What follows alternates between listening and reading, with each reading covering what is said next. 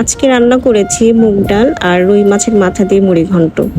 আমি প্রথমে মুগ ডালটা ভেজে নিলাম, নিয়ে তারপরে ধুয়ে নিয়েছি। তারপর আমি মাছটাও ভেজে নিব। এখানে শুধু মাথা, লেজ আর কিছুই ব্যবহার করিনি। এখানে আমি কড়াইতে সাদা তেল, তারপরে দুটো তেজপাতা, তারপরে পেঁয়াজ কুচি দিয়ে একটু ব্রাউন হলে সে আদা রসুন বাটা দিয়ে একটু নেড়ে চেড়ে আমি একটু সামান্য পানি দিয়ে হলুদ মরিচ লবণ দিয়ে তারপরে সামান্য পানি দিয়ে কষাবো। কষিয়ে এখানে আমি মাছের ভেজে রাখা মাছটা দিয়ে দিব।